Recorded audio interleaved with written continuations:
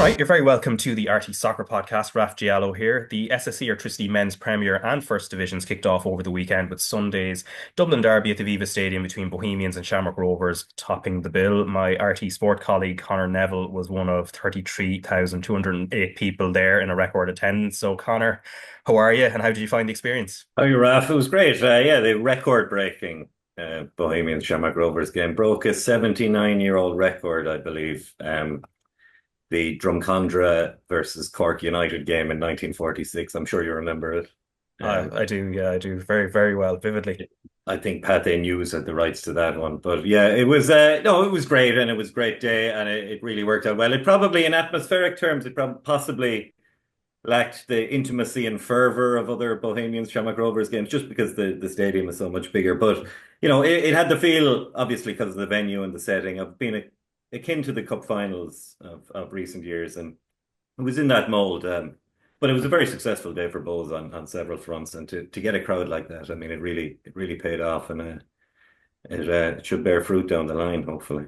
All right, good stuff. We'll chat about that game in a wee while in more detail when we'll also be joined by a special guest to review the opening weekend. It's also a huge week for the Republic of Ireland women's team as Carla Ward takes charge for the first time on Friday when Turkey visit Tala live on RT2 and RTE Player. Shelbourne midfielder and former international Rachel Graham and RT Sports Anthony Pyne will be along to build up to that. And as always, you can get us on RT.ie, YouTube, and wherever you get your podcasts. So, just to give you a little lay of the land of our TV coverage first, Republic of Ireland v Turkey in the Women's Nations League will be live on RT2 and the RT Player from 7 o'clock. Kick off at 7:30. That's on Friday. There will also be radio coverage on a specially extended game on 2FM. And it's a Champions League week, and this Wednesday you'll be able to watch the Real Madrid v Manchester City game, the second leg live on RT2 and the RT Player from 7:30, as well as highlights of all the week's other games, including Bayern Munich v Celtic. Digital highlights too on RT.ie and the RT Sport YouTube channel from Thursday morning. Now, we're going to talk LOI first, and as I said, we've got a special guest waiting in the wings. He's won 6 League of Ireland titles and an FAI Cup, played club football in England and Scotland, and played for Ireland all the way through from under 17s to under 21s. And while he's making his punditry debut, I think he's not retiring from playing just yet.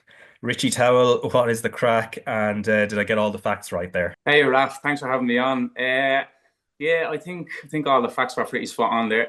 Good stuff, good stuff. Obviously, we'll That's chat a about the good week. start, Raf. That's a good start. Yeah, it's a good start. It's always good if you get things accurate in our line of work. But look, Richie, we'll chat about the weekend's League of Ireland, obviously, and what you made of it. But imagine first there'd be a lot of curiosity as to where you're at in your career. Obviously, you left Rovers at the tail end of last season, and if rumours were to be true, you might have signed for 5 or 6 clubs at this stage. Yeah, I think if you listen to the rumours, I'd probably be retired as well. So I've heard so many different rumours. It's been a bit crazy, it has. But no, I haven't retired, and obviously I haven't signed for anyone yet. So I've had a few offers, but nothing that suits me and mainly my family. I have obviously a wife and 2 little girls that they're my priority now, Raf, you know what I mean? So I need to make sure that decision is right for me. And at the moment, I haven't really had that opportunity yet. Yeah, and ideally, would it be coming back into the either the Premier Division or First Division? Is that where you're kind of looking at the moment in terms of the offers? Yeah, most definitely. Obviously, at the moment, the body and the mind feels absolutely fantastic. So I don't feel like I'm at a stage where I need to retire. Um, as I said, the body and mind feels great. So it's just about getting the right fit for me. Yeah, and obviously there'd be a bit of curiosity as well as to the time kind of coming to an end at Rovers. So a lot of the folks would have been on the Shelbourne game in October, where I think your frustration was kind of visible. And after that, Stephen Bradley had kind of mentioned you weren't training with the first team squad and weren't available for the rest of the season. I don't know how much you really want to say about that, but was it a thing of frustration building over a period of time, and then it just sort of came out that way? And in the interim, have you actually had time to kind of trash these things out with Stephen, and that you're all kind of good on that front? Yeah, that's exactly what it was, Raf. You know, it was just a build up of frustration. Someone like myself, like I'd be one of the first people into the training ground and one of the last people out of the training ground. And I work tirelessly hard every day. And when you're not getting the game time that you want, it becomes very frustrating. It does. So, yeah, as we all know, football is a very emotional sport. It is, and sometimes the emotions get the better of you, which probably happened to me on the day.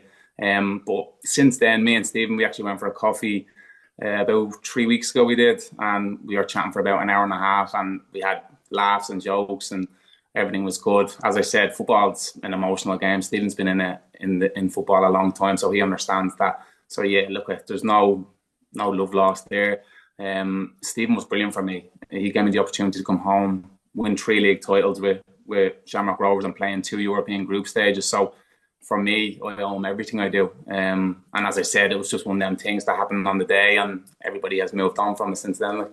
Yeah, and obviously, like with the situation with the Foundations Football Academy as well, like just seeing the Instagram posts you're putting up, the first people that seem to be liking things are your kind of former Rovers teammates. So obviously, there's a huge bond there that has been built up over the last 3.5 years that you've been there. Yeah, I'm trying to get the marketing here, as we can see. I am. Very good, very good.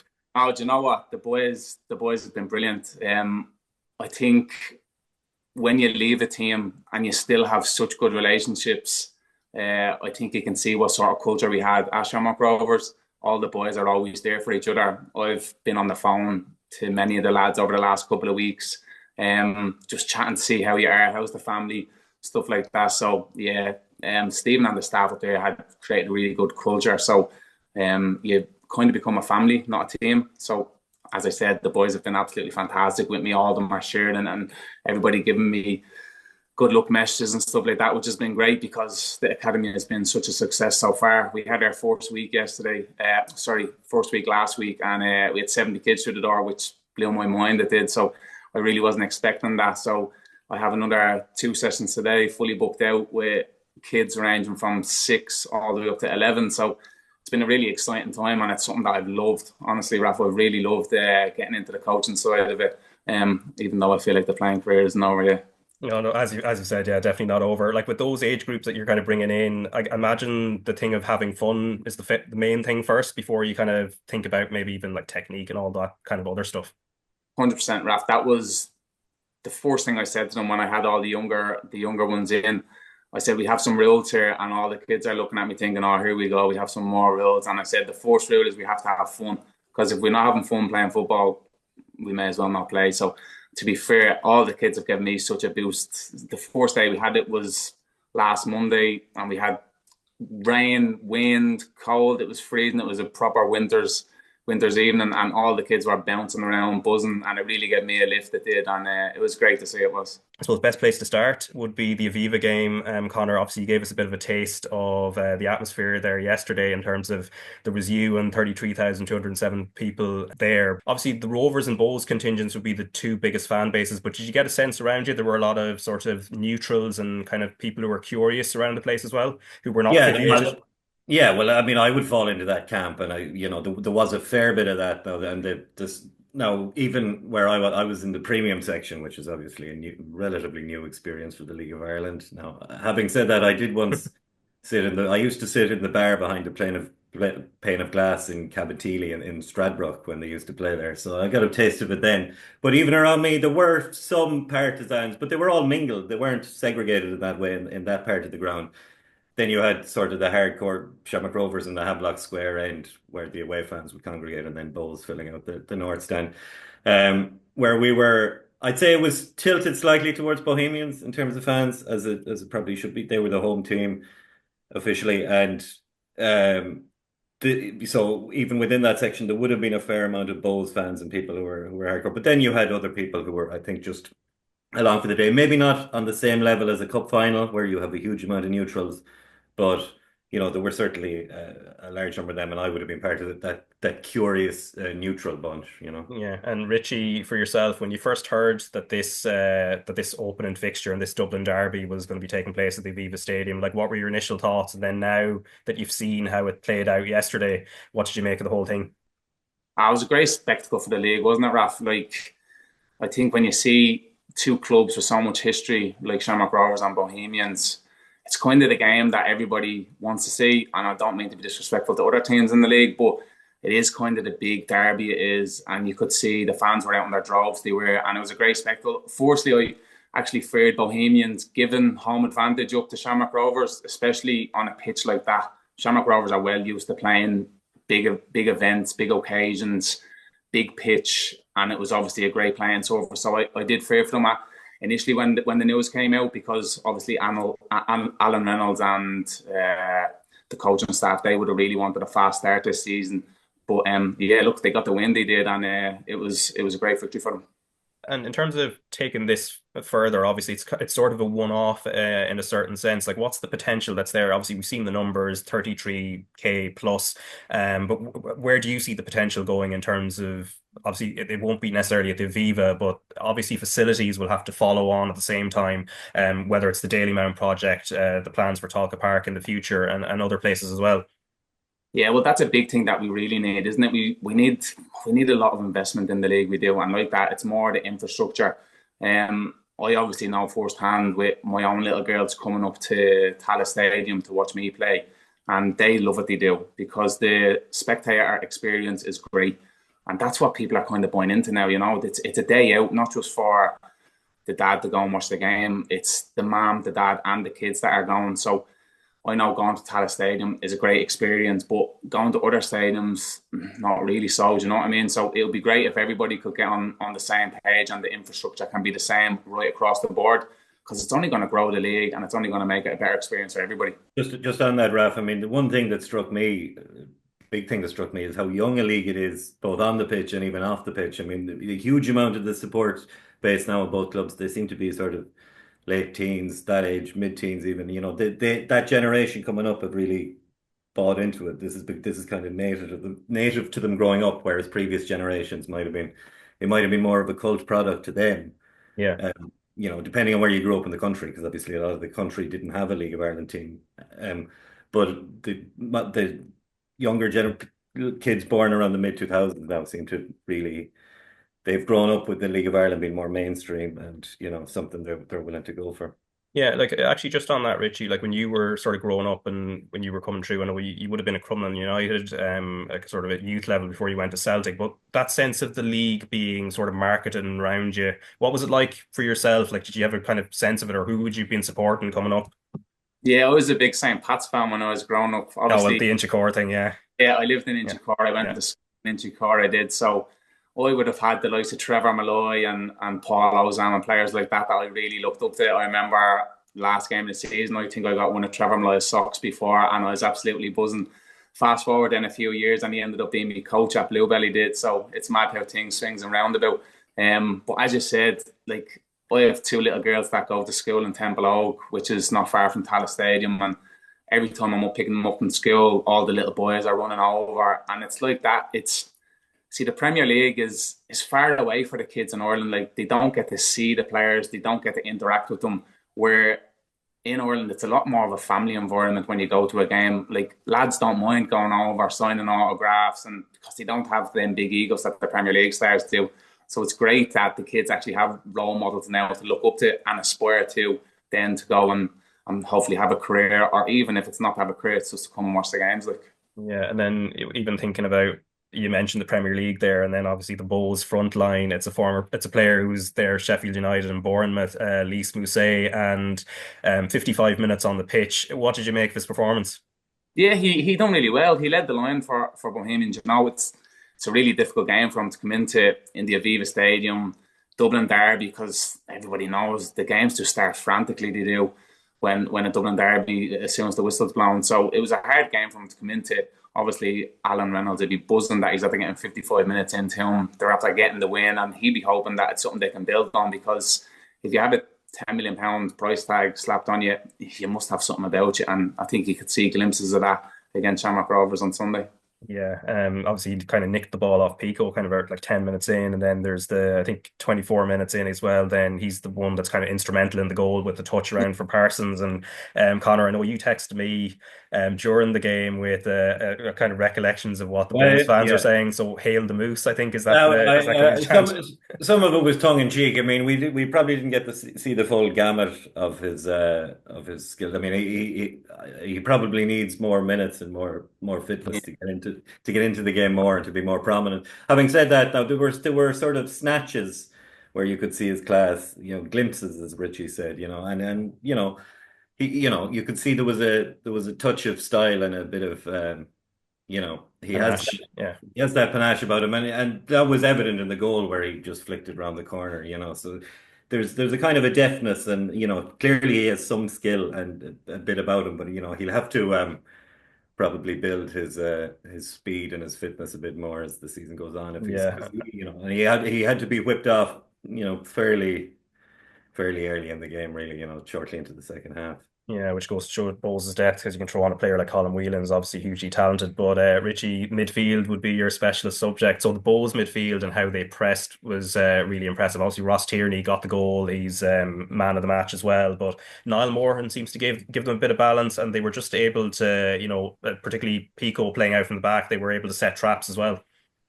Yeah, do you know what? I actually was really impressed with the dynamic of the Bohemians midfield. Obviously, you had Niall Morgan who really held the fort down. He was the base for them. And then you had Dawson Devoy, who is obviously their creative player. He likes to link the play from back to front, he does, and obviously try and get forward himself. And then, as you said, Ross Tierney was well deserved man of the match on the day. He got his goal that he well deserved. So yeah, look, Bohemians midfield look really good, and obviously Alan will be hoping that that's something they can really build on this season with the likes of them three in the middle of the park. Yeah, and even like being in sort of the Rovers midfield previously, when sometimes you've been in situations where traps are being set for you, how do you go about sort of trying to work out that puzzle? Because it took a while for Rovers to get to kind of get over that, and then eventually in the second half was a little bit better. Yeah, like Rovers have the same style of play probably the last 5 or 6 years. So I think you see other teams are starting to recognise that now, and they see the patterns, and then they set the traps they do.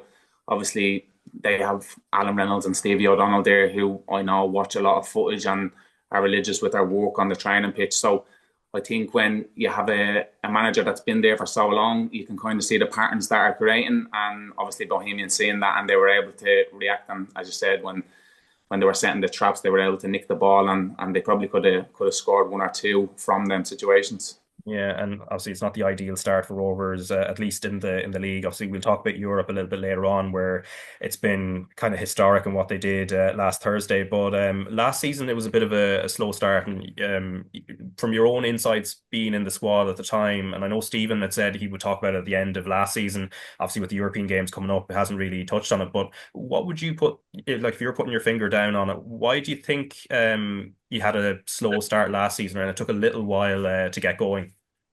Yeah, that's a really hard one to put the finger on, because obviously we came back for pre-season and you could see the hunger was there with everybody. We worked tirelessly hard the whole of pre-season. I think the big thing for Shamrock Rovers last year, I know when I was there, was we had a lot of injuries at the start of the season. I don't think we really got our proper team to get a good run of games until probably midway through the season. You know what I mean? So I think you can even see at the start of this season already, Gary O'Neill, Adam Matthews, and Danny Mandro had to go off with injuries. So you have the likes of Jack Bourne and Sean Cabinet and players like that as well that are out injured. So let's hope that the same course doesn't hit Shamrock Rovers this year, and they get struck down with injuries, because let's be realistic, when all them boys are fit, it's a really, really strong squad that Stephen has assembled, and you would like to think that if they have everybody available, that they'll put a proper title charge together this year. It is a bit of a tradition now with the Rovers. I mean, it wasn't just last season. I think Yeah. 2023 they were the first seven games without a win, and obviously you came back to win the league that year. But 2024, the problem seemed to be more around April, May, where you got into the chronic injury crisis. But is there there's no reason you can identify why this keeps happening, why it takes them a while to get into the groove of the season? No, it's really hard to put a finger on it, because, like, I know obviously with the training there, it's very structured and it's very planned out and thought of. So I don't know why these things sort of happen. As you said, football is a very demanding game, and I think you see with the lads playing on Thursday in Molde in a really like intense game, and then they're coming back and they're going straight into another intense game in the Aviva Stadium where the adrenaline's going. It's a different type of occasion, and sometimes that's when injuries slip in. That's what I was actually really fearful with them, because obviously I knew that they had travelled back really late from the game on Thursday, and then you're not really getting the rest and recovery that you need, and you're bouncing straight into another game then on Sunday. So I think it was always going to happen that these type of injuries creep up, because I think the stats tell you from the past couple of seasons that if you play a midweek game and have a long travelling journey after that, the risk factor for injuries are so much higher. And unfortunately, a few of the lads got caught with that on Sunday. Yeah, and even in terms of peaking over a season with training, I remember like there's a book by Graham Hunter, like a Scottish journalist who would have covered Spanish football. He had a book about Barcelona many years ago about that great team that Pep Guardiola had, and he always mentioned in it that there was a thing where Pep knew that like they would peak at a certain point of the season, they'll have a dip in February, it always seemed to be, and then they'll sort of pick up again, and that's sort of like the periodization of training. With Rovers, was there a sort of pattern to that as well, where you kind of felt like there's a period you might have a certain dip, but then you'll kind of get over that, and then you'll be sort of peaking at a certain point in the season? Yeah, I think the big thing for Shamrock Rovers, I know especially when I was there, was the peak around the European campaign.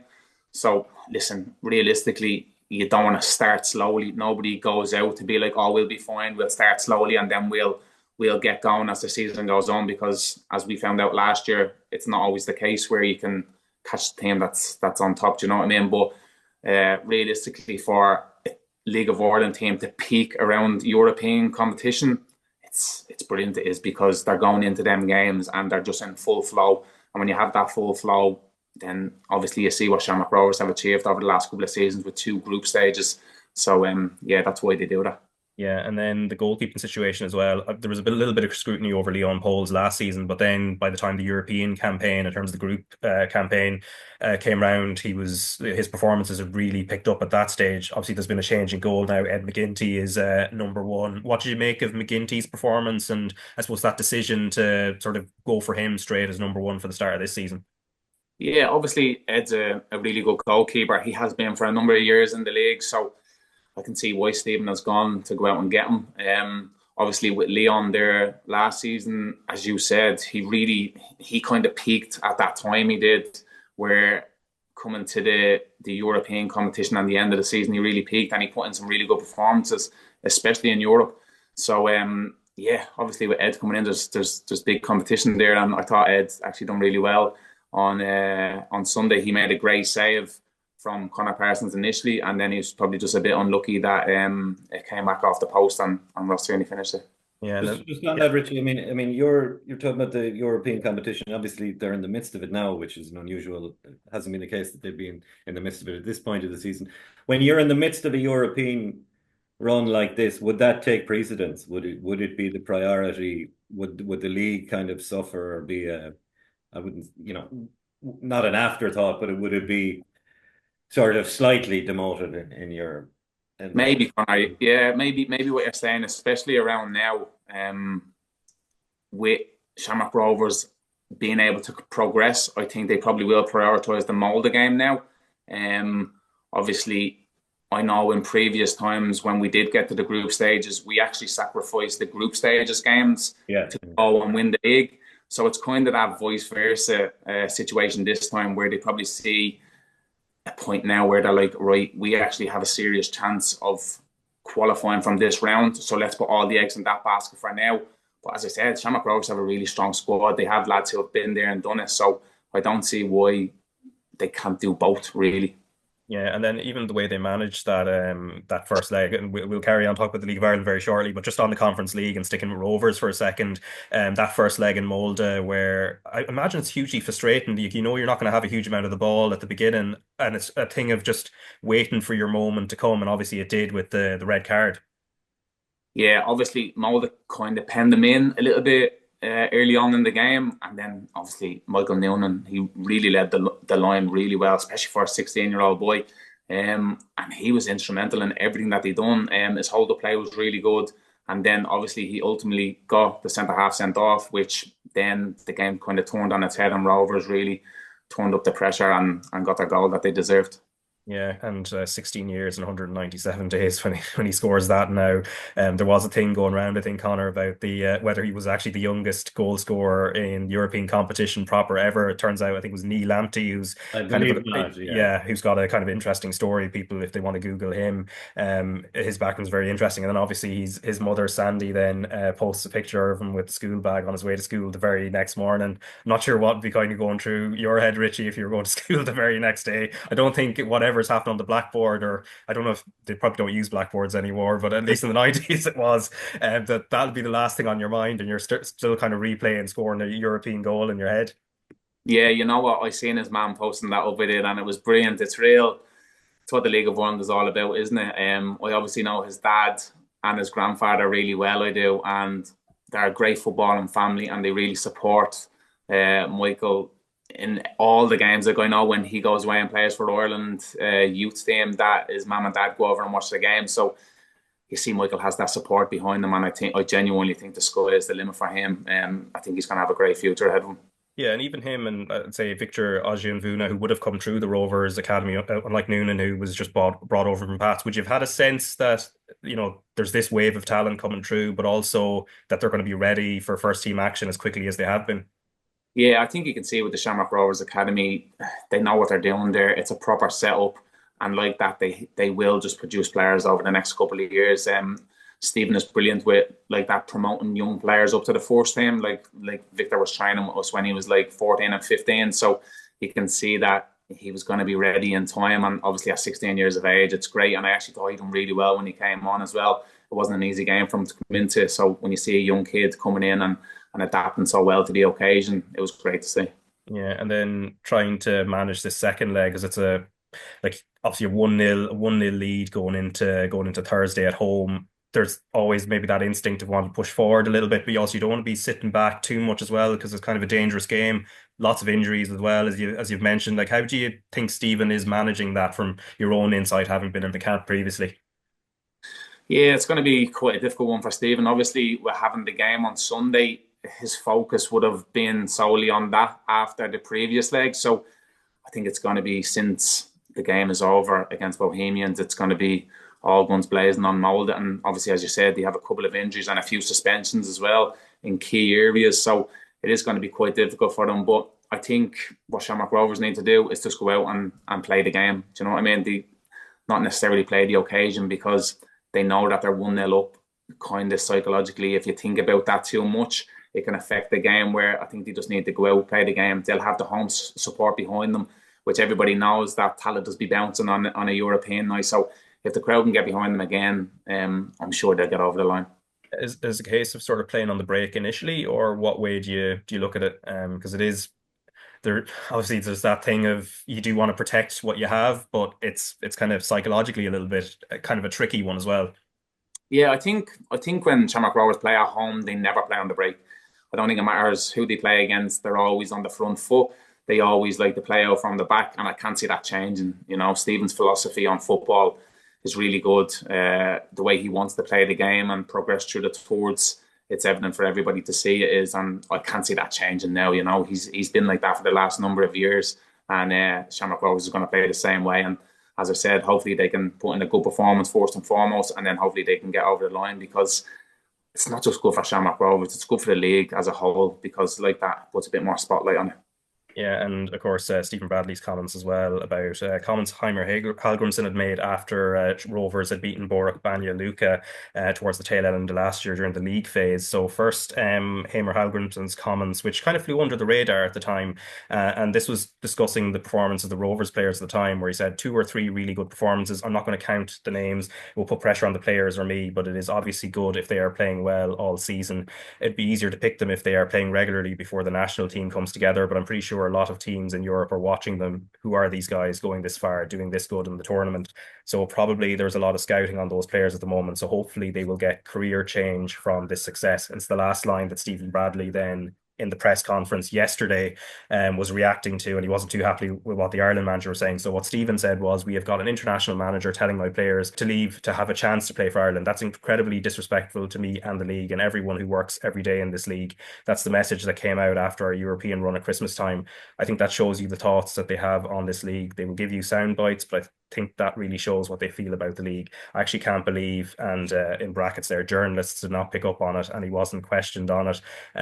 Conor, I think if you That bits into annoy him more, that journalists didn't immediately season those comments. I mean, I don't think Hamer meant them in a pointed way. I don't think it's up there with the Trapattoni in Ireland there is no league statement. I mean, there is a kind of realism there, in the sense that the best teams nations of this size tend to have their players playing in the elite core of leagues, and Ireland wouldn't be alone in that. I mean, the Irish league is developing hugely in the last few years, but we're still in a situation where the elite players will be looking to go to England, France, or England, Germany, Yeah. wherever, Italy, and that's obviously what he. I mean, it was probably unthinking, but I don't think it was pointed in that way, and obviously Stephen Bradley took it. Yeah, and Richie, what did you make of it? Because obviously, as Conor has said there, the elite players will move on. You did that yourself, kind of going to Brighton, and even as a 16-year-old in the time pre-Brexit where that was possible. We've seen Mason Melia as well signing for Spurs from next year in what is a record deal, and hopefully that becomes more of a precedent because the money comes back into the league. But what's your thoughts on what Hamer Hallgrimsson said, and not so much what Stephen Bradley responded to it, but particularly Hamer Hallgrimsson's comments there?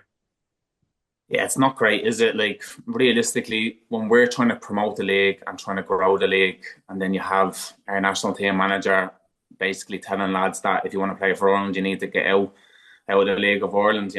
We're actually in a really lucky situation at the moment with what's happened with Brexit, that lads are staying here and they're playing.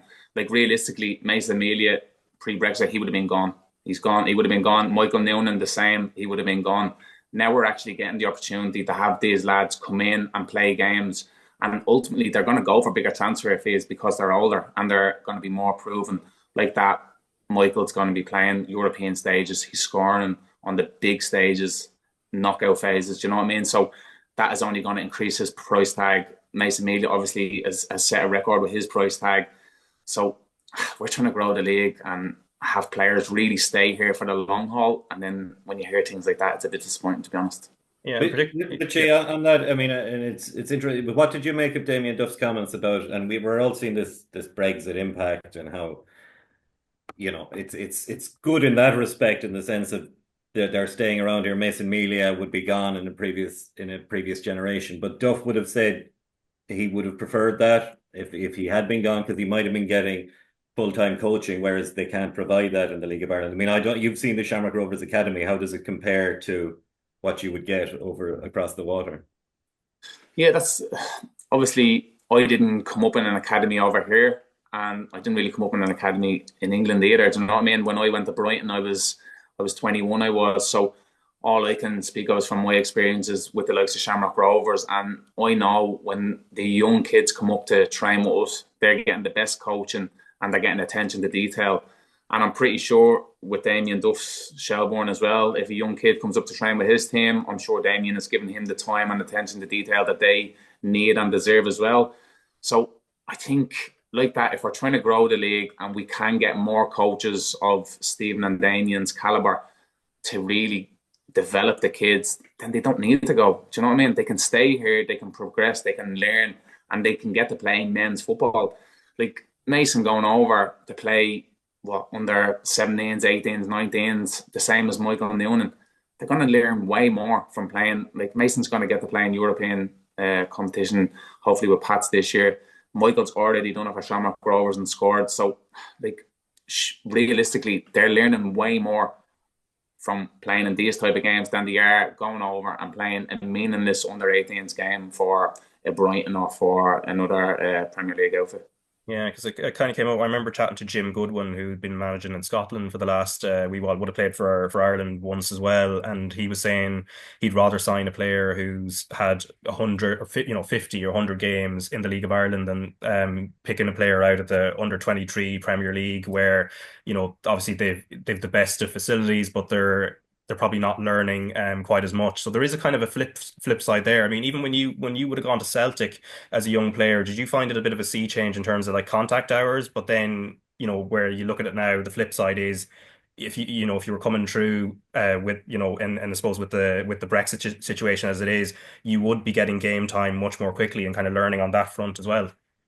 Yeah, well, that was a big thing for me when I went from playing for Crumlin United to going to Celtic, because realistically, I was gone from playing and training probably twice a week for maybe an hour and a half each time, and then playing a game on a Saturday, to I flipped and went straight into training nearly every day of the week and playing a game at the weekend. Sometimes then I was brought up to the reserve team to play games midweek as well. So you're probably gone from training twice a week and playing a game to training every day and sometimes playing 2 games a week.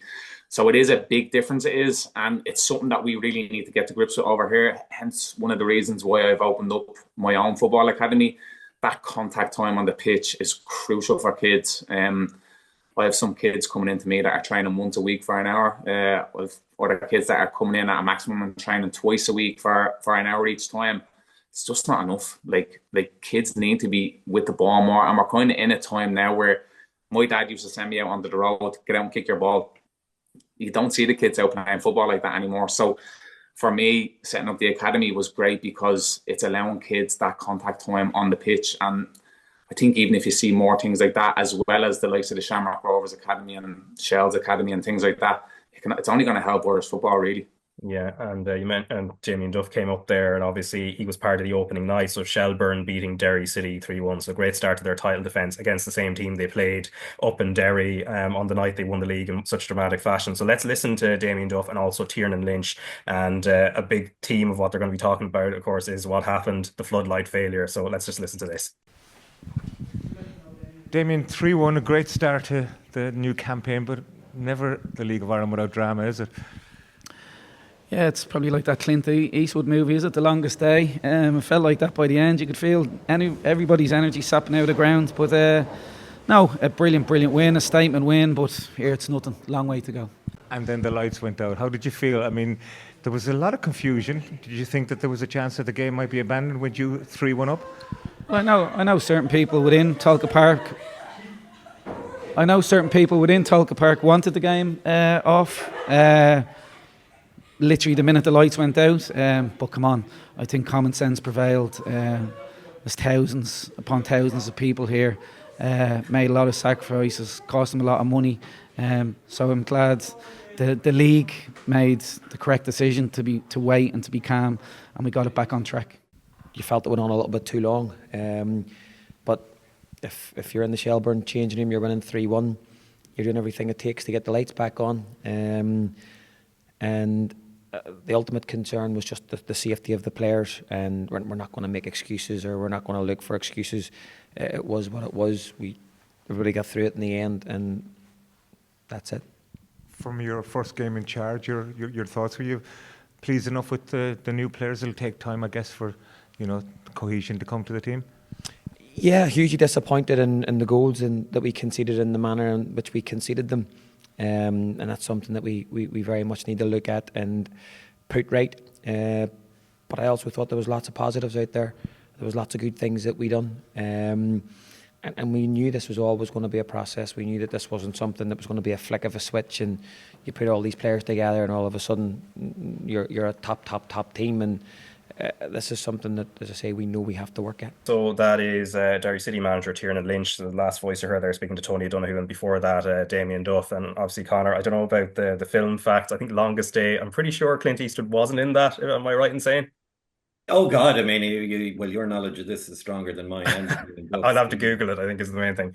But the main thing is, obviously, the floodlights became a bit the story of that opening night, unfortunately, in that sense, although luckily the game was able to go on. Yeah, well, Damien was in fine form afterwards with his groupies there in the background, as you could hear from the Tony O'Donoghue interview. Yeah, I mean, it was quite an opening night. I think every club is going to have their own electrician on staff. I mean, he was the hero of the evening, the Shelburne electrician. I know he doesn't want fame, but I mean, we have to. Surely, I would have thought he wants his name up in lights. No pun intended. No, it was. The second half was a bit of a non-event actually. Afterwards, probably not surprisingly, given the long wait and the unusual circumstances, which can't have been easy for the players. Shelburne started rip-roaring start to the season, and they look intent. I mean, Duff is clearly very hungry at the minute to kind of back up what happened last year, because I suppose there was a perception that their league last season was somewhat of a surreal. I mean, a surreal win in the sense that they stole a march in everyone at the start and then nearly coughed it up, and Shamrock Rovers almost pipped them at the finish.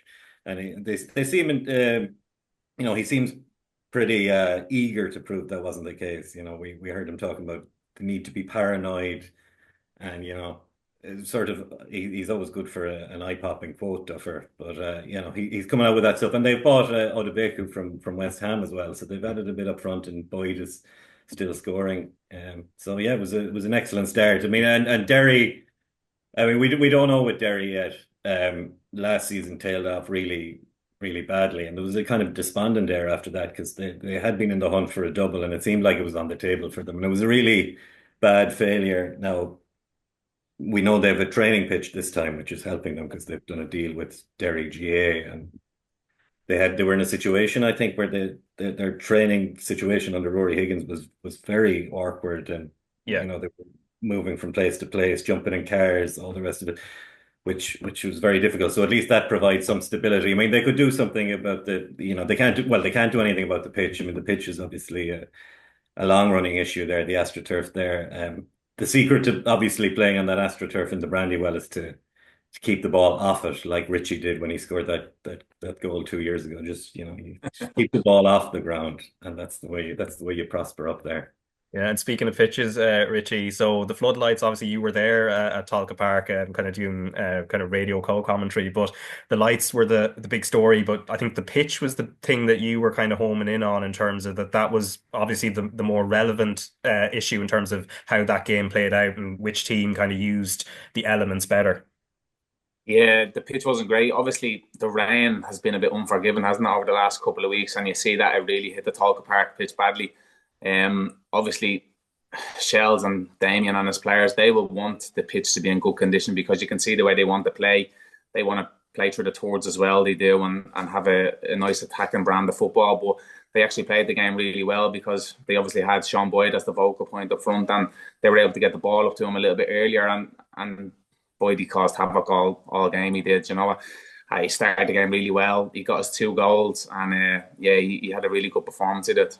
Yeah, and involved in all 3 goals. And it was just interesting. They went direct to Odebeku and particularly to Boyd, who was sort of just this awkward presence that Derry City weren't able to deal with. But on the flip side, Derry were playing through the thirds and then trying to spread it out wide. And like I think I have the stat here, you played with Patrick Hooban, I think 71 times during your time as teammate. So you'll have a good idea how to get him into the game. And it seemed himself and Liam Boyce were a little bit isolated. And there's even a moment where Hooban kind of drops deep and he looks a little bit frustrated, and then when he goes back into the box, nothing comes of it. So was it a case of maybe it should have been horses for courses from Derry, that they should have been a bit more direct given the 2 players they had up there?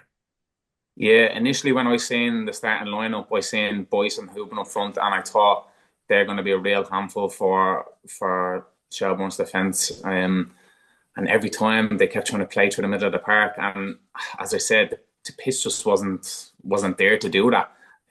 Shells kept catching the ball and breaking on them. The likes of Harry Wood and Evan Caffrey were playing lovely balls through to Odebeku. I think on another night he could have had a hat-trick. His movement was really good, and as you said, him and Boyd really had a good partnership. They did. But going back to Pat Hoban, I obviously played with Pat for a long time, and he's a top player, he is. But Pat's good when he's getting the ball into his chest, into his feet, and he has runners off him, he does. And you could see the dynamic between the 2 of them. They didn't really know who was coming short, who was going long. Nearly on 90% of their occasions, both of them were coming short, but they had no runners in behind. So it was kind of predictable. Shells could, like that, use their defence and to take a high line because they weren't wary of anyone running in behind them. So yeah, you can see Tiernan Lynch has some work to do with the Derry side at the moment. Obviously, they're in a big transitional period. They had a clear style of play under Rudy Higgins, and now that's all changed, not just with the manager, but there's been a lot of turnaround in players as well. So, yeah, I think, listen, Tiernan needs time. He done a really good job at Larne. His thing has proven, like he's proven that he can win things and stuff like that. So even the players that he signed players that have pedigree, that have gone and won things, and lads who have played at an international level as well. So he hasn't signed potential. He signed clear winners there. So I think you can see the intent from not just the Derry board, but from the manager as well, that he does want to go and win things in his 4th season. But as you said, that was the first game of the season. It was always going to be difficult going to Talca Park. The home crowd was in full form. They were, they were singing, and they made it a really intimidating place for Derry. So, I think once Tiernan gets a couple of games under his belt, he'll start to know the dynamic of the team a little bit better, and I think they will come strong. Yeah, and then Pats obviously finished last season brilliantly, 9 wins in a row under Stephen Kenny, and but they opened with a 0-0 draw against Drogheda United, who of course also finished last season brilliantly in terms of staying up, but also winning the FAI Cup. And looks like it was all Pats. Albazzetti had a good few chances, and one header ruled out for offside in the second half as well. But I know your Rovers team, even in the four in a row period, Drogheda were pretty much close to being a bogey team as probably you would have had. Yeah, Drogheda, do you know what? Drogheda really know how to defend their box well. So I think like that when they play a St. Pat's or a Shamrock Rovers who have the line share the possession, they're able to take their line a little bit deeper, and they do. They defend their box really well. Kevin has them really well organised, and you can see they all know what they have to do at the right time. Obviously, with the way St. Pat's finished last season, you would have expected them to go on and win the game. Obviously, we haven't worked with Stephen previously. I know he'll be bitterly disappointed with the result, but I think the overall performance he'll be happy with, because they did dominate the game. And on another night, they probably would have taken one of their chances because they had numerous attempts on goal. Yeah, and then Galway United and were away at Cork City, 2-2 draw in that game. Galway United second best defensive record last season, but where they seemed to get caught out wasn't in open play, but the goals were basically set pieces that were then recycled, second ball, and then snapshots from outside the box. So that seemed to be the way anyway for Cork, or for sorry for Cork to get at them. Yeah, do you know what? It's great to see Cork back in the league. Obviously, when I was playing with Dundalk, they were their closest title challengers they were. And every time we used to go down to Turner's Cross or they used to come up to Oriel, the games used to be electric, they did. So it's great to see Cork back in the league, first and foremost. I know their fans down there are very passionate, and I know they've built a really good squad down there. They obviously got the likes of Shonny Maguire back and Rudy Keaton. The two of them are going to be a handful this year for any defence they are. So I think if they can build on getting a draw first game of the season, I think they could be a real force to reckon with as well. Yeah, and then It sounded like a rip roaring game down there. I mean, our friends at Virgin, I know they have the option of switching to LOI TV coverage of other games, and I got the impression that the Cork Galway game, as great as it was, the commentators might have been just a tad too partisan for national television. So I'm not gonna. I won't comment on that, but I'll leave that one there. But yeah, the Galway goals as well. I suppose the directness again, Richie, was something that was quite evident. Yeah, you can see Galway. Look, they play to their strengths. They do. John Caulfield, no matter what team he goes to, he does a great job. He does. But as you said, they play to their strengths. They get the ball forward quickly. Something like what we spoke about with Derry not doing that. John Caulfield has a style of play, and they stick to it, and it's always successful. It is. So yeah, we had many good games against Galway last year, and we always found it difficult. We did. So I think no matter who goes to play against Galway this season, they're up for a difficult game.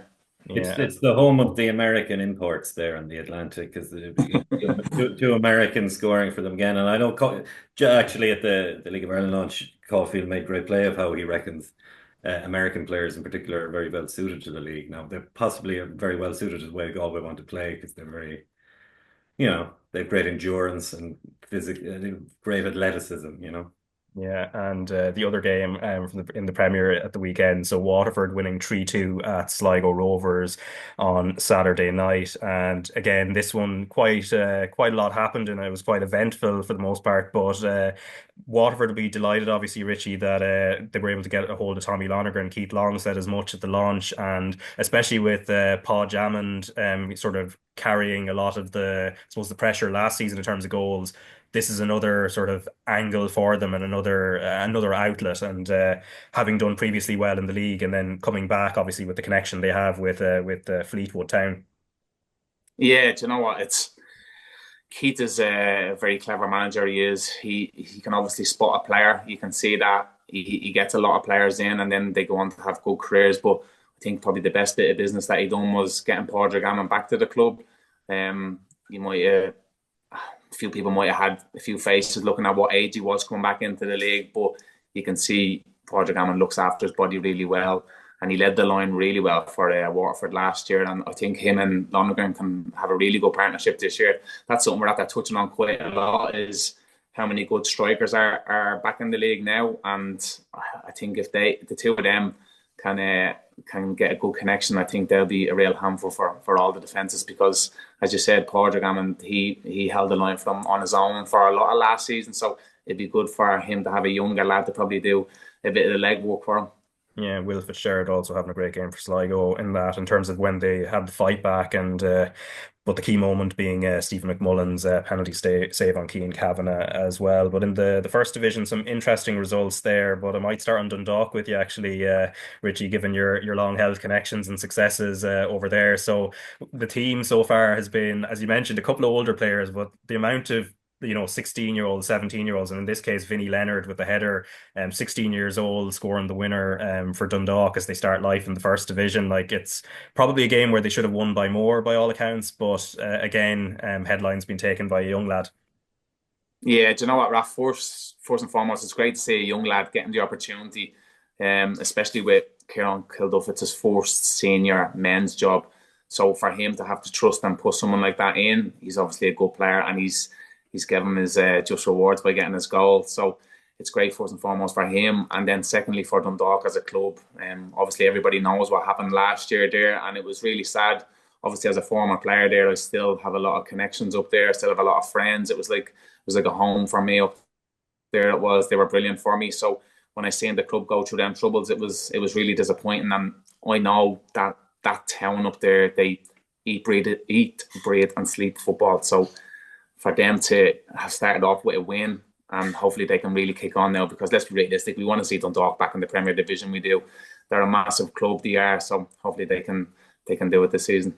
Yeah, even draw the United fans who will want a derby as well. But I don't know about that, Raf. I don't know about that. well, no, they will miss the Louth derby, I think, over time. But other results in the first division, obviously Cove coming from 2-0 down from the 83rd minute onwards to win 3-2. Extraordinary game there. 3 to Three United. goals, 2 in injury time, I believe. Yeah, and all in the last sort of 7 minutes plus injury time. Great start for Kerry as well. 2-0 win over Finn Harps. The red card, I think, was the thing, Richie, though, that caught a lot of attention. So Joe Adams getting sent off, but it looks like he was certainly very unlucky. It looks more like even a follow through is what catches the other player. Yeah, I thought it was very harsh, to be honest. You can see he's played the whole ball. Obviously, he has followed through. It's clear to see, but that happens in football. Like, when you're going in for a tackle, momentum carries your body forward. You can see it wasn't a malicious tackle where he's gone out with intent to do the player. Like, I think everybody knows when you can see a tackle like that, he's played the ball fully. It's not even gone out of play. It's actually gone down the line, and then he's just followed through a little bit, which that happens when you do make a slide tackle. So I think he's really unfortunate with that, and I don't know if he's able to get it rescinded or how that's going to work, but it's a bit disappointing, isn't it?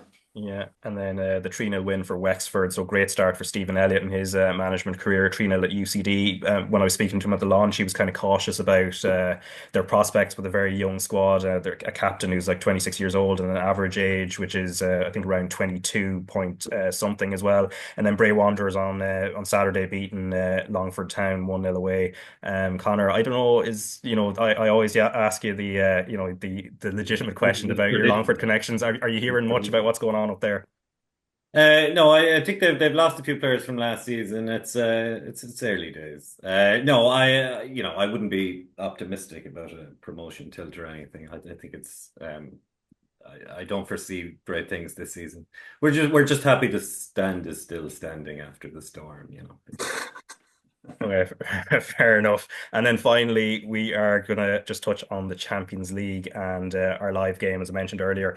Real Madrid against Manchester City, the second leg is live on RT2 and the RT Player this Wednesday. And like, in terms of the potential of a comeback here, obviously City played quite well at the weekend. Omar Marmoush with a hat trick, but against Real Madrid, they have that there's something about Real Madrid in the Champions League that it just seems quite impossible, Richie, that for them to, get caught when they're down, 2 goals or whatever. There was always this sense that something is coming from them, and we've seen that time and time again. So I'm not sure if we're holding out too much hope for Manchester City. I actually watched the first leg of the City and Madrid game, and Man City were in total control. But you can see Carlo Ancelotti on the sideline. He's never panicked. He's always calm. He has that same mannerism because I think he trusts his players. And 9 times out of 10, Real Madrid just get the job done. Like, I didn't think there was any way back for them in that game. And then in the last few minutes, they scored 2 goals. And it's typical what they've done over the last number of seasons. It just seems to be their competition, doesn't it? So listen, Man City have an absolute uphill task on their hands this week, because going to Real Madrid to win a game in the Champions League is not easy. Yeah, and then the other game, this is going to be on Tuesday. It is Bayern Munich hosting Celtic, so 2-1 lead on aggregate going into this second leg. It would seem a very, very tall order, but I know you're keeping in touch with Johnny Kenny. He was on the bench in the first leg, and potentially outside chance of getting some game time in Munich. Now, we don't know, and obviously great story as well as Adam Ida, who started the first leg as well and scored a cracking goal against Dundee United at the weekend. But what are you hearing from Johnny anyway at the moment? Because there was obviously, he was instrumental in the second half of last season in the European run for Shamrock Rovers, and then he kind of finds himself in a different competition and in a completely different environment. Yeah, do you know what? It was great to see Johnny finishing the season so strongly.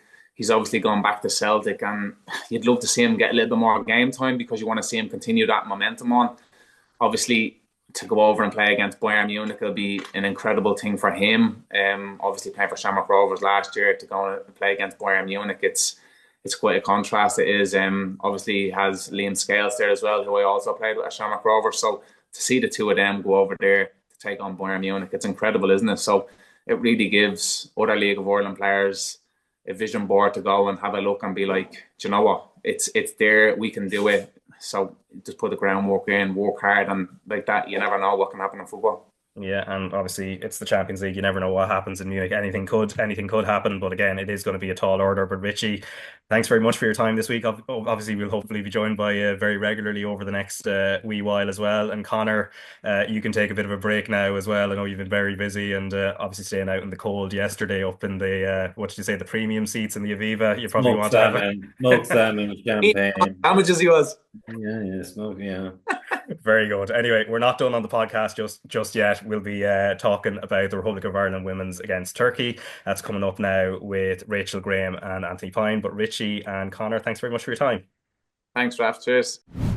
All right, turning our attention to a big week for the Republic of Ireland women's team and new manager Carla Ward. As mentioned earlier, the Turkey game will be live on RT2 and the RT Player this Friday, as well as on radio as well, on a specially extended game on. And the same story next Tuesday when the girls in green visit Slovenia. And I'm joined by Rachel Graham and Anthony Pyne. And hello to both of you. I suppose first, Rachel, last week when you were on, you were talking us through the bit of pre-season as you build up to the President's Cup and then the start of the Women's Premier Division. So in the last week, how much has it kind of ramped up in the last wee while? Yeah, so we played away to Galway on Saturday, and we got a 2-1 win. So great results for us. We had good performance, some bad parts, but like I think that's a typical kind of pre-season. It's good and it's bad, but a really good test for us. Galway, a good side. Obviously, nearly went down to the wire with them last year. Only I think it was the week before the end of the season they kind of got themselves out of the race. But now a really good test for us. But yeah, no, the weather's not getting any better. It's still cold, it's still miserable. So I'm just waiting for the warm weather to start playing my football again. Yeah, and Anthony, your pre-seasons are a bit different in terms of what you were doing today. So you were sitting in on press conferences and media duty for the Ireland women's team. So who was up today, and what was the general tenor of what was being said? Yeah, we had a few players up today: Famanian, Heather Payne, Emily Murphy, and Abby Larkin. So look, it's another new start for this team. Obviously, Eileen Gleeson has departed, Colin Healy has departed, Carl Ward has come in with a strong backroom team, including Alan Mann, who did a lot of good work at Manchester City. So, like the players, as we speak, as we record this on a Monday, Raf, have only really come into camp today, so they're due to have a squad meeting, and Carla Ward would know a lot of the players, and would have worked with a good few of the Irish players, including Emily Murphy, who she had at Birmingham City when Emily was a young player, so only 17 at the time. She went on loan there from Chelsea. So you know that she has to kind of do a meet and greet today, get to work over the next few days, and then back at it against Turkey and Tal on Friday night. So I think there was a lot of pain and frustration, obviously, with how things went against Wales in that playoff second leg in Dublin. And that ended with Eileen's tenure, her contract not being renewed, and Colin Healy departing along with her. That's difficult, but players are resilient, and it is part of the game where you just move on. It's a fresh start, I guess, and although the squad has a sort of familiar look to it, and I suppose we'll chat a little bit about that. I think Carla Ward just sort of leaned into experience and a lot of the players she's familiar with for her first squad. Going forward, you'd have to think it's a chance for other people to put their hand up, and that includes players operating the League of Ireland. Yeah, and in terms of the backroom team, the new addition, Amber Whiteley, who's the Liverpool assistant, and Rachel, how familiar would you have been with her in terms of, I suppose, her presence within the game, but also just how crucial that relationship is? Like when you've been in international squads in the past, I suppose the backroom team is almost the ones you're going to be interacting with almost as much as you are the manager. Yeah, like to be honest, I actually didn't know a whole lot about her. I suppose assistant managers, you don't really, they don't get the headlines, so you don't really see them as often. But I mean, her CV is really impressive. She's worked with good clubs. She's worked with United, Sunderland, and then she's in Liverpool since 2020. So she's worked at really high profile clubs, really good players. And I think I kind of asked around about her more so, like, how she is as a person, and all the feedback was really positive. She's really, really well respected by all the players, really high standards, really hard working. So I think she's going to be a great addition. I think the fact we have an extra body now is probably going to help, because we mentioned last week about, how do you utilize your time, because it is limited. It's quite condensed. So it could be a case that she might take a set of players, or, back two or back three or whatever it may be. And, work on them while Carla and Alan are maybe working on something else. So it's just the extra body could be great to have in, to utilize the time and the limited amount of time that we have. But yeah, they're really high respected. She's obviously full-time coaching every day, work with really good players. And she's also worked with the England under 18s. So she has international experience. She knows what the camps are like. But I thought it was interesting. I don't know, could be wrong, but I couldn't find anywhere. I don't think they've worked together before, Carla and Amber.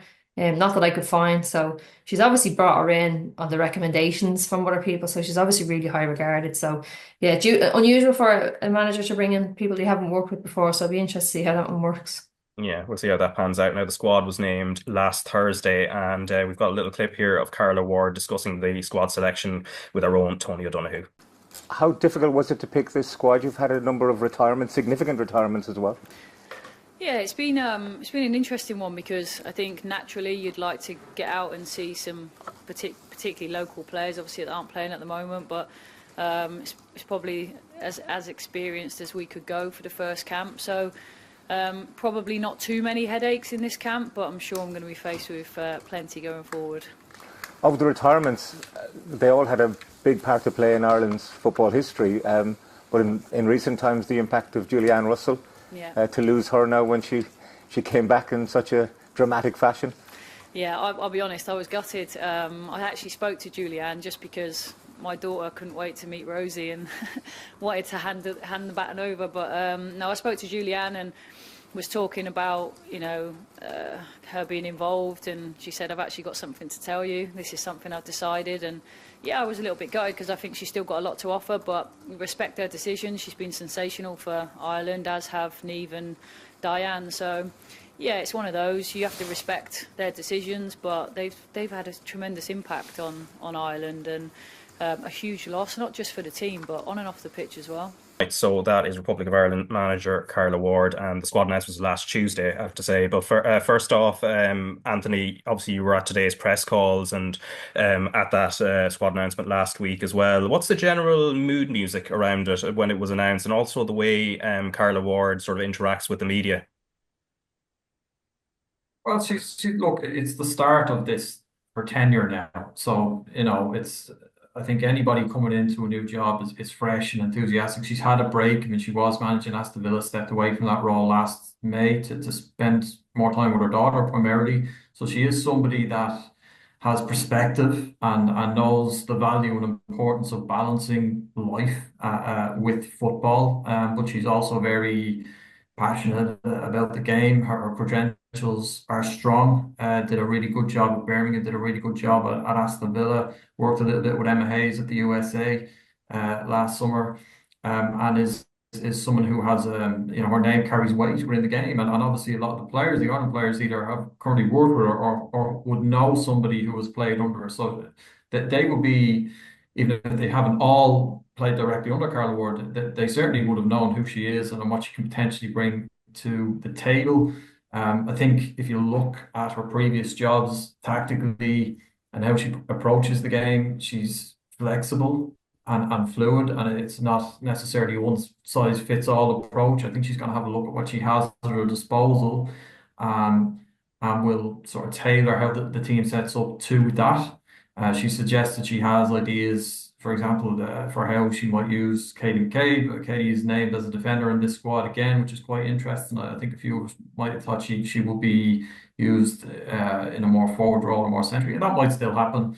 But as I said, it's going to take her a little bit of time to figure out what exactly she has. She's brought in Melissa Phillips, is the one new name that was named in the squad, the Charlton Athletic midfielder who's played underage in England. Quite a strong, aggressive, front-footed midfielder is how she's been described by Carla Ward herself. And so you would expect will get a run at one of these games against Turkey or Slovenia. And in terms of the squad itself, the makeup of the squad itself, I mean, I think a few of us were surprised that Saoirse Noonan didn't get a shot. She's been playing so well at Celtic. Bar that, it's kind of as you were, very experienced. A lot of players who know, been there, done that. No League of Ireland representation. I personally think that will change. I think the Nations League is a great opportunity to bring in players. It's to play teams like Turkey and Greece. Slovenia are a good side, but I think there's an opportunity here to bring them in. Carla Ward probably hasn't really seen any of these players. There is a game between the under-19s and a home-based selection tomorrow, I think. Sorry, Wednesday. That's taking place in Abbottstown. That will allow her to have a look at fringe players and some of the domestic-based players. I think there will be chances for them further down the road, but at the minute she's just leaned into an experienced team to sort of get dip her toe in the water, have a look at what's at her disposal, and I guess hopefully start with a couple of wins, which is important as well. Yeah, as Anthony said there, Rachel, it was kind of in line with how you'd previewed the squad. Not a huge amount of change. It was sort of more or less the same squad as has been there previously, other than the introduction of Mel Phillips. But on the lack of home-based players, what did you make of that when the squad was first named? Yeah, look, I don't think there was many surprises. We don't have a whole load of League of Ireland players in it regularly anyway. Julianne was the only one in the last camp, and she's obviously retired. But like Carla was saying, like she had interacted with Julianne, she had obviously planned to bring her in. So I don't think it's a case that, she's just dismissing the League of Ireland or she doesn't think it's good enough. I just think it's obviously a timing issue where, it's not back till the 8th of March. So Carla hasn't had a chance to see any players, to be at any games. She has mentioned that she would go, and she is, going to make contact with League of Ireland clubs. So it's not that I think she doesn't value the league or doesn't think it's good enough. I think it really is a timing thing that, we're not playing games at the moment. So, she's not going to make any decisions to bring any players in that she doesn't know or hasn't seen. It's our first squad. There's not going to be anything major. So I think Anthony's right. In the future, there potentially could be, but I just think for this one, it was really a timing thing. I mean, you can't really call players in that are out of season that you haven't really seen before. So it wouldn't have made sense. Yeah, and just out of interest, what do you feel is the sort of gap between sort of the league and sort of international standard, or how big a step is it? Yeah, look, obviously it's a bigger step, but I think it's more so the fact that they're probably professional and we're not, rather than they're better players than us. They're full-time training, it's their job to be a footballer. Whereas here it's, I go to work every day and then I go train. You're balancing both. So I don't think it's the case of that they're much better players than us. It's just the opportunities over there are better than what we have here at the moment. Yeah, and then of course there were 3 players without clubs that have been included, although and we will watch a clip in terms of where she does, or Carla Ward does explain that some of them are close to moving to new clubs in the next few weeks. So Rusha Littlejohn, Grace Maloney and Rissa Shiva.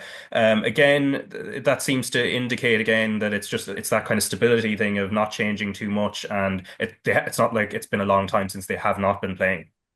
Yeah, exactly. So again, time is probably on their side with this, where it was, it's not months and months ago they were let go from clubs. It's been pretty recent, and Carla did say that they were in training with clubs at the moment. I think she mentioned 2 championship clubs and a club abroad. So I think I seen online Rusha was linked with a club in America, so I don't know whether that's true or not. But yeah, look, I think timing is on their side where it's Carla's first squad pick. She's not going to make any mad change. She hasn't even been in around the players yet. She doesn't know them.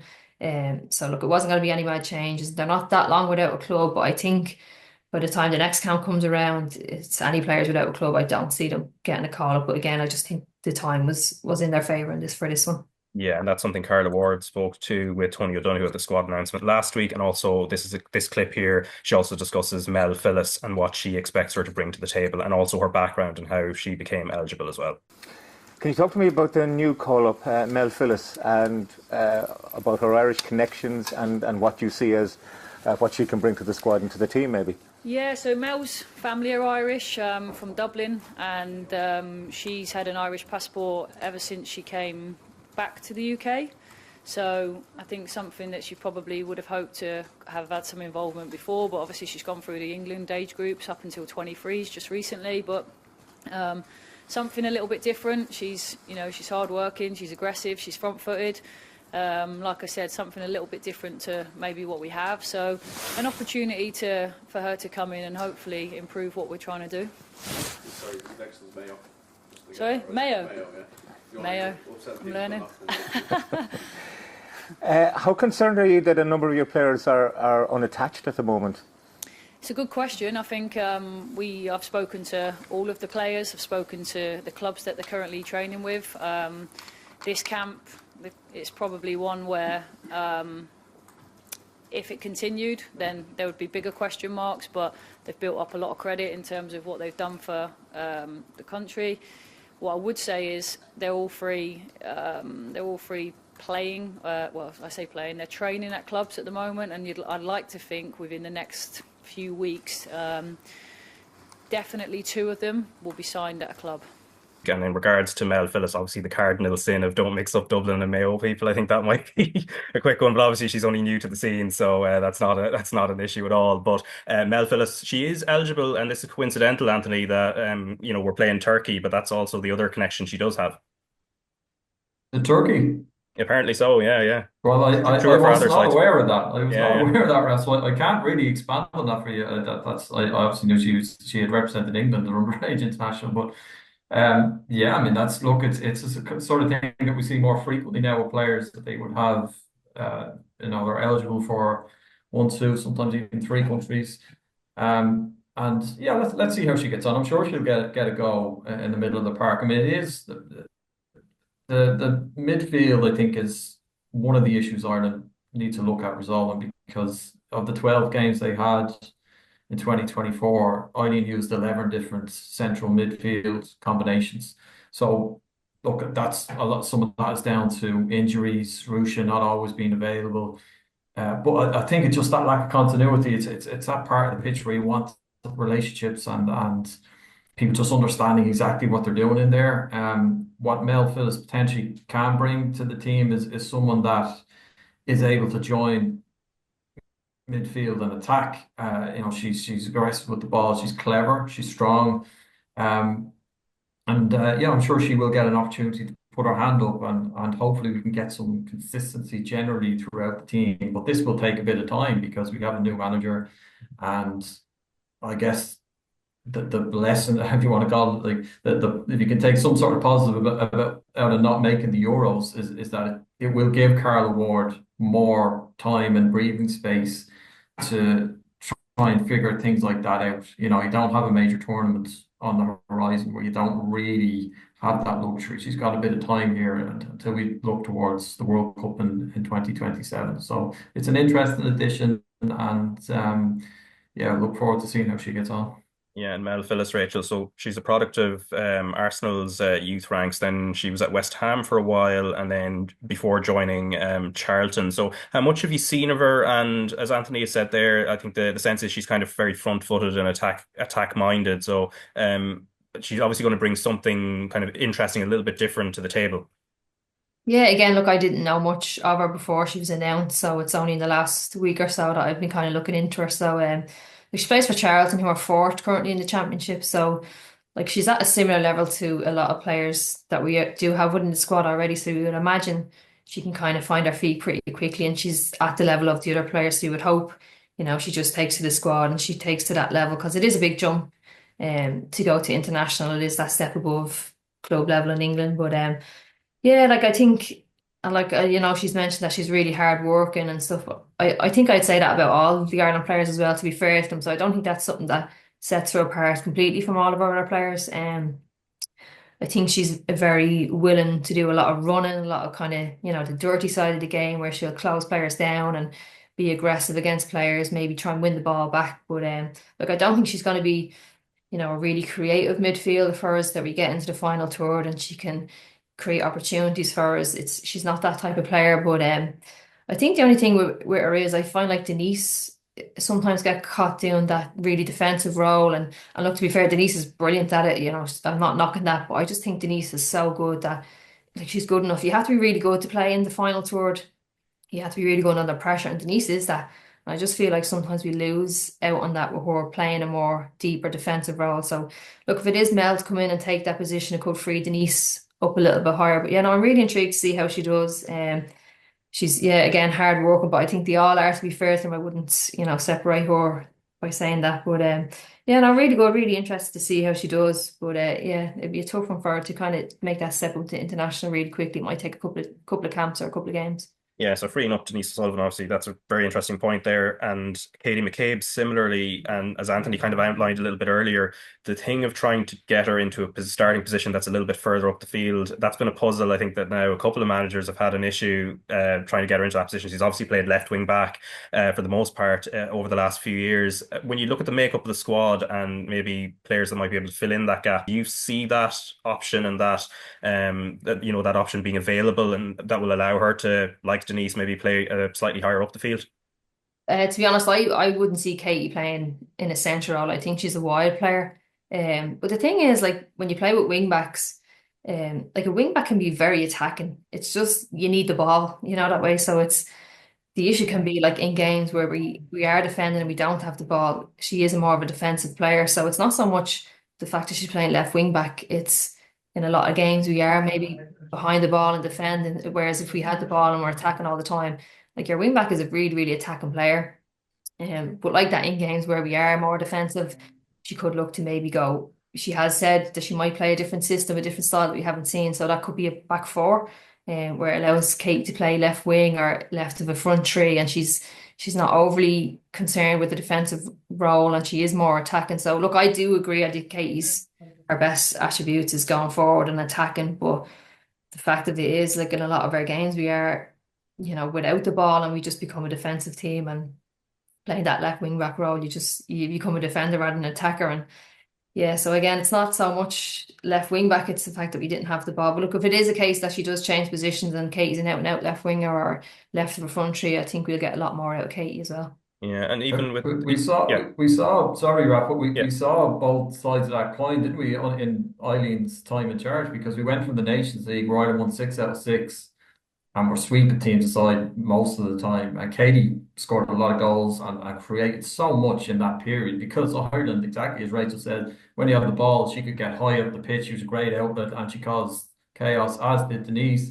Problem was, then you flip into the Euro qualifiers where you play literally 3 of the best teams in the world, incredibly strong teams, and you can't get out. And that back 3 becomes a back 5. Denise becomes isolated in the middle of the park because she's overrun. I mean, I remember the game in France in Metz when they played France first time. There was a part of the first half where Denise, Katie, and I think it was Anna Patton were kind of trying to play football triangles in the Ireland's left back position, and the entire France team was in Ireland's half, basically just waiting on them to lose the ball. There's nowhere to go. They were so deep.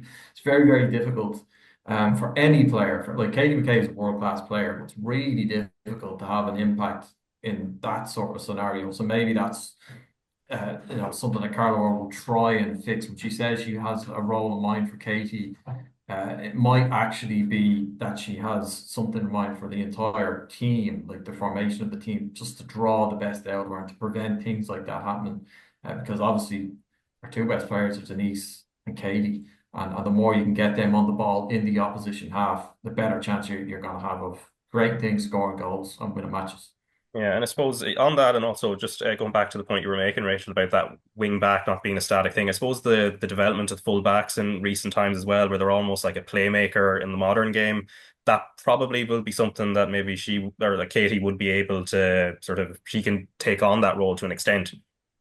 Yeah, like Katie's played left back for Arsenal many times. So, like I was saying, it's whether you have the ball or you don't. It depends on how attacking minded you are. And a wing back or a full back can be very, very attacking, and you can get them high up the pitch in areas where it can hurt teams. But I mean, you can't do that if you don't have the ball. You can only do it when you do. So, look, it's not a case of the formation that we play. It's can we keep the ball? Can we be better on the ball and get Katie high up the pitch where she can cause damage? And Katie's a special player. Like she can create a goal on her own. Like she can, she doesn't need someone to play her in. She could beat a player and score. So, but she's not going to do that in her own half. So the higher we can get her, the better. Yeah, but it's not just as easy as, put her higher up the pitch. It's a lot more to it than just that. Yeah, and in terms of the threat that Turkey pose, I mean, they're ranked 60 in the world by FIFA, and so they've had some recent results against teams we've played in the last 4 or 5 years that aren't all that bad. Beat Hungary home and away in the Euro qualifiers last year, although they did go on to lose 3-1 in aggregate to Ukraine in the playoffs, and of course we would have played Ukraine in the last few years in the campaign previous to the World Cup one. So what do you expect from them? They're a little bit of an unknown quantity, I suppose, from our extent. Yeah, like a bit of an unknown. There's not a lot of footage of them online that I could find, but the stuff that I did see, I mean, I really wouldn't be underestimating these whatsoever. They're very, very aggressive. Will not give us time on the ball, so that's something that we definitely need to be ready for. They've had some decent results. They've some key players there. She's number 10 anyway. I think her name is Top Coup, but I was actually really impressed with her. She plays in a 10 role, but will press, very high at the pitch, very aggressively. She is good on the ball and she has a great set piece as well. So she's definitely someone I would need to watch out for. And then the girl number 16, I think it's Turco Glue, I think it's pronounced. But again, the other centre midfielder, she's very creative in around the box. She scored 2 headers, so she'll be a threat from set pieces. So something that we definitely need to pick up on. But no, they're definitely. I was really impressed with the stuff that I've seen. Very, very aggressive. Very willing to like foul players and frustrate players. So that's something that we can't get drawn into. Need to be quick on the ball in midfield. They will press. Look, they're not going to be the most organised team we've played, or the most disciplined. They're technically the best, but I absolutely would not be underestimating how tough this game could be, especially with a new manager and some 1 or 2 new players. Like it's going to take a while to gel, so it's a potential banana skin. But look, if we're at our best, we will beat them, but we have to be at our best. Yeah, and it'll be interesting to see what happens on Friday. I suppose, Anthony, before we head, just the format again. You talked about the breathing space, and it is the same sort of Nations League format that sort of made up the Euro qualifiers in a sense, and that'll be the same kind of going into the qualifiers for the 2027 World Cup as well. Yeah, that's another carrot, to have a good, strong Nations League, win the group, and then enhance your chances of making it to the World Cup, which is the end goal. You know what? I believe that this squad, and there will be some changes. We've seen a couple of retirements already. Niamh Fatty and Diane Caldwell and Julianne Russell. But there's still a bulk of that squad there that just missed out on making the Euros, and they did just miss out. We let's not forget how tight that game was. I mean, Ireland were literally, I'd say they were about 2 inches away, if that, from forcing extra time, because they had that chance at the end that was cleared off the line, and they would have won that game in extra time. Wales were out on their feet, completely out on their feet. So they're not far off. They're capable of making that World Cup, and they're capable of going there and doing well. I think there's a real one last kick in this group. If you look at the spine of, say, Courtney, Brosnan, Denise, KD, they're still in their peak years. So the motivation to get to Brazil in 2027 is obviously going to be massive. But I think really just what the Nations League also offers Ireland at the moment is the opportunity to win games again. They did a really tough Euro qualifying campaign against France, Sweden, and England. Brilliant win against France in Parc Guive, but 5 other defeats, and that's not easy. Now, regardless of how good the opposition is, it's still not nice to come away and lose games consistently. It's a habit that you want to get out of. So, chance to start winning matches again, breathe some positivity, and then go and have a right crack at making a second World Cup. Yeah, and I suppose a final point on that, actually, Rachel, before we go, just playing that caliber of opposition in the sort of League A phase. even regardless of the results, and obviously the France game being sort of like the outlier where they did brilliantly, there's a lot to be taken from that. I mean, that will sort of grow the squad, as will the playoff against Wales as well, who, as it turned out, were a pretty strong team as well. Yeah, like I think the Wales thing, you have to kind of use it to your advantage. You have to take that hurt, that feeling that you felt, and just feel like I don't want to feel like that way again. And look, we have played really tough opposition, teams that are ranked way above us. And look, okay, we didn't win, we beat France, but the other games we couldn't. But we're still putting it up to these teams, so it takes time to get there. Like we're only a small nation, so it's very tough for us. But I think these games, like we should be same as last time. We should be able to beat these kind of teams. But yeah, no, the tests we've had previously, it can only stand to you. And like I said, that hurt that you feel against Wales, like you just need to carry that with you. And they've had previous experience in a World Cup. They know what it's like. They know the joy of getting there, the experience of it. I mean, it's amazing. Not many people, not many players will get to these kind of tournaments. So you have to use that. You have to use everything you can in your locker. But yeah, no, they should be still hurting from Wales, and hopefully we can see that passion and that want to qualify in the next couple of camps. Yeah, what a carrot to imagine going to somewhere like Brazil to play, to play in a World Cup, like the sort of real home of football, in the sense. No offense to England, by the way. But anyway, the match against Turkey, it's going to be live on RT2 and RT Player on Friday, also on RT2 FM, and then Real Madrid versus Man City is also going to be live on RT2, RT Player on Wednesday. We'll be back next Monday. So thanks to Richie Towell and Conor Neville earlier, and also to Anthony Pyne and Rachel Graham. And we'll be back next week.